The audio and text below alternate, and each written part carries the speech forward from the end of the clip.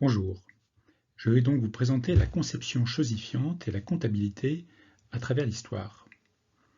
La comptabilité, comme toute pratique humaine, se comprend mieux quand on en connaît l'histoire. Cette histoire commencera par une archéologie, en appliquant deux sens possibles au mot archéologie. Premièrement, au sens habituel d'archéologie, nous nous intéresserons aux traces matérielles de la comptabilité laissées par l'histoire. Deuxièmement, dans le sens que lui a donné Michel Foucault dans son Archéologie du savoir. En effet, nous n'accédons jamais aux faits directement. Un cadre conceptuel guide toujours notre regard, que nous en ayons conscience ou non. Dans cette introduction, il s'agira de mettre en évidence le cadre conceptuel qui a sous-tendu le développement de la comptabilité à travers cette histoire. Pour cette archéologie du savoir comptable, nous nous appuierons sur les travaux de Jacques Bichot. Notamment son livre « 8 siècles de monétarisation, de la circulation des dettes au nombre organisateur ». Il a en effet établi un cadre théorique novateur pour analyser les phénomènes monétaires et financiers. Il y a critiqué la conception chosifiante de ces phénomènes, et il a proposé une conception relationnelle, plus générale et plus cohérente avec les phénomènes concernés. Nous appliquerons ce cadre d'analyse à la comptabilité, en commençant dans cette introduction par son histoire. Remontons donc les millénaires jusqu'aux premières peintures léguées par nos ancêtres. Les premières peintures conservées ont plus de 40 000 ans. Vous voyez des peintures de la grotte Chauvet en Ardèche. Il ne s'agit pas bien entendu ici de prétendre que ces peintures avaient une fonction de représentation économique. Nul d'ailleurs ne sait sans doute quelles étaient les fonctions de ces peintures. Ce qui est par contre certain, c'est qu'une telle qualité picturale suppose beaucoup d'observation des animaux et d'entraînement à les représenter. Les peintres n'avaient pas les modèles sous leurs yeux. Ils devaient donc avoir en tête une image mentale très précise des animaux à représenter. L'image mentale que construit notre cerveau est un monde de choses, que ce soit des animaux, des plantes, des pierres, des astres, etc. Leurs contours les distinguent les uns des autres, distinction qui est doublée par le mouvement pour les choses qui en sont pourvues.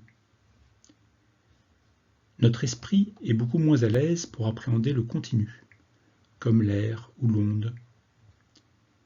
Notre esprit appréhende les relations, mais elle ne leur accorde pas le même poids qu'aux choses. La chose est un concept immédiat, premier, qui s'impose comme une évidence.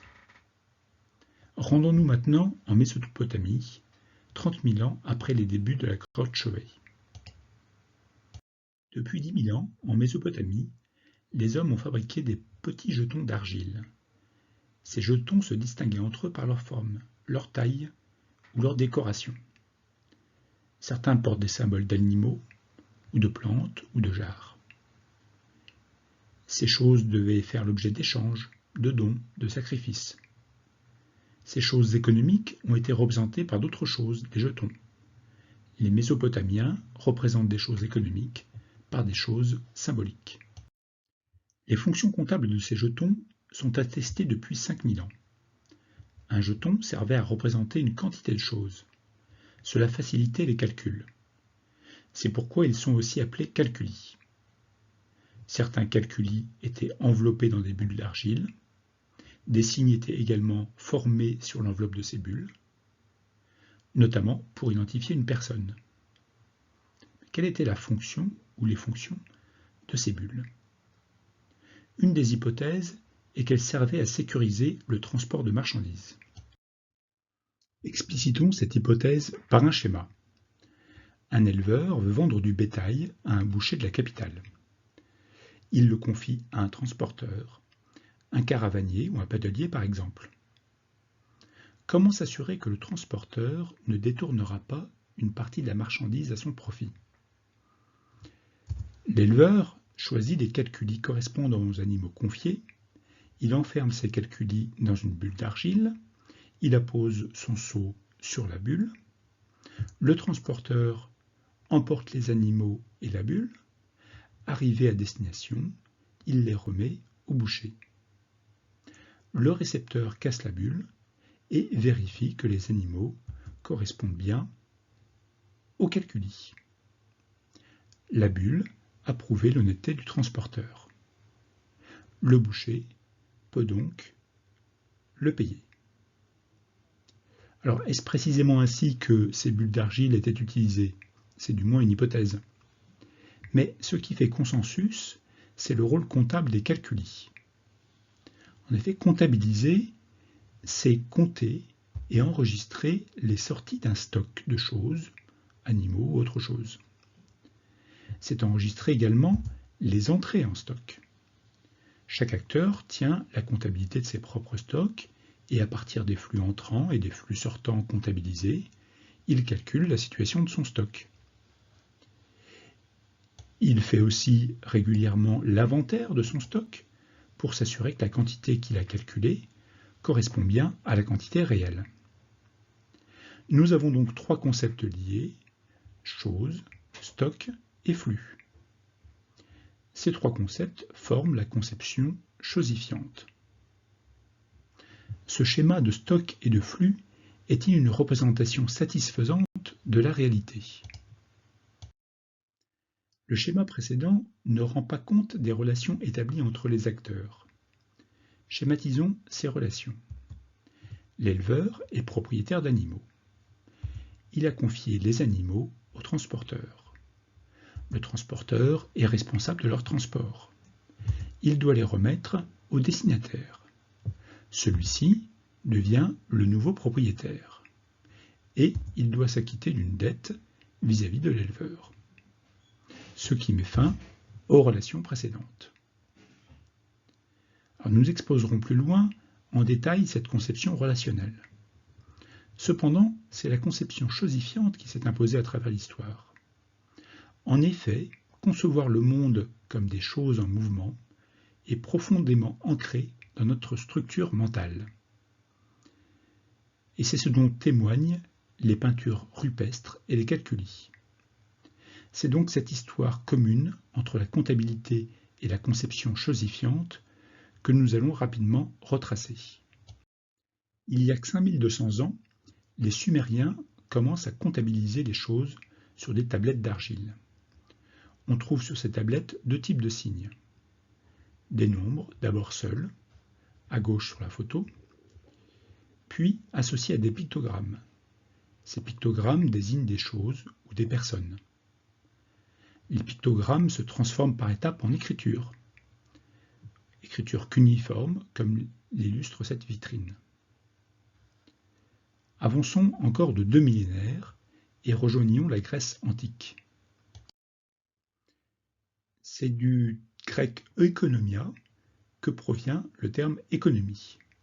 Oikonomia combine deux racines, oikos, la maison, le patrimoine, et nomos, la loi, le droit, qui vient du verbe nemo, signifiant distribuer. L'économie, c'est l'administration de la maisonnée. Celle-ci était le lieu non seulement de la consommation, mais aussi de l'essentiel de la production. Rapprochons-nous encore de quelques siècles à la période romaine. Cette maquette représente la ville de Vienne, en Isère, au 1er siècle de notre ère. Sur le Rhône, les Gallo-Romains avaient construit un important port avec de grands entrepôts. Cela illustre l'ampleur des flux de toutes sortes de marchandises au sein de l'Empire romain. Le terme de comptabilité dérive du latin computare, qui a aussi donné compter. Tout citoyen romain devait tenir une comptabilité. Celle-ci servait notamment pour établir le cens, l'impôt. Par conséquent, tous les 5 ans, chaque citoyen devait prêter serment de la justesse de sa comptabilité devant un censeur. Un ouvrage de Gérard Minaud, La comptabilité à Rome, retrace cette histoire. Les traces archéologiques des livres comptables sont rares. Par contre, les monnaies qui circulent dans tout l'Empire forment une source de documentation très importante, et ce, pour toutes les époques. En effet, depuis l'Antiquité et jusqu'au XXe siècle, les pièces de métaux précieux sont restées la forme monétaire de référence. La monnaie a donc été conçue comme une chose. Les concepts de flux et de stock ont été naturellement utilisés pour décrire la monnaie. À la Renaissance, les échanges commerciaux se sont accrus et la réflexion économique s'est développée.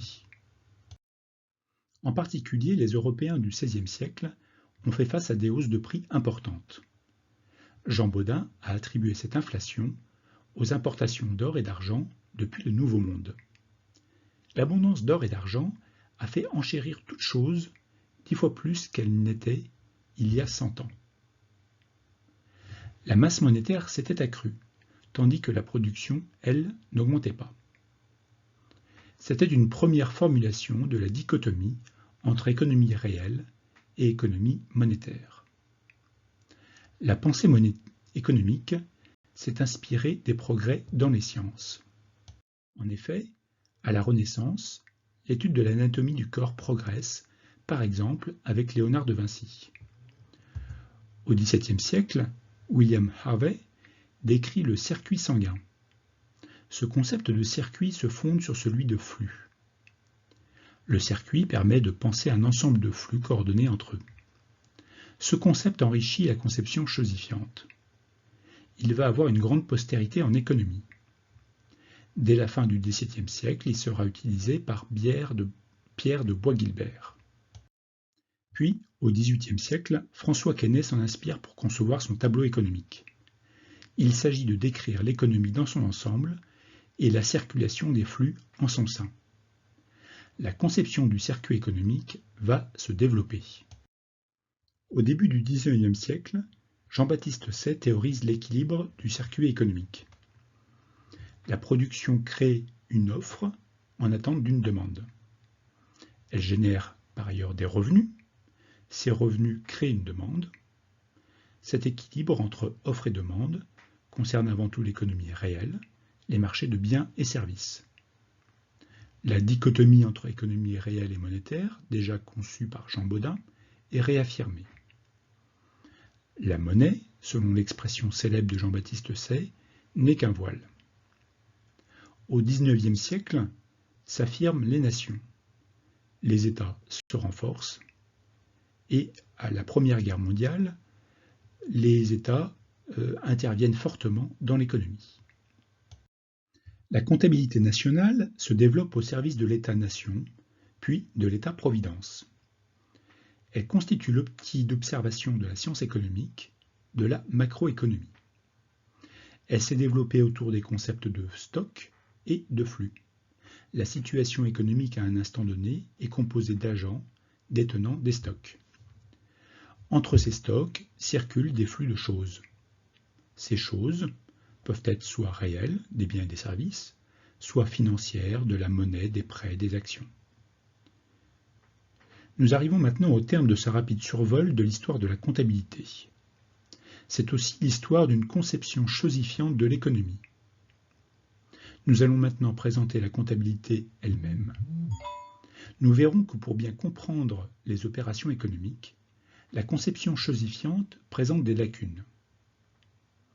Comme déjà évoqué, pour mieux donner à comprendre, nous nous appuierons sur une conception alternative, la conception relationnelle, élaborée par l'économiste Jacques Bichot.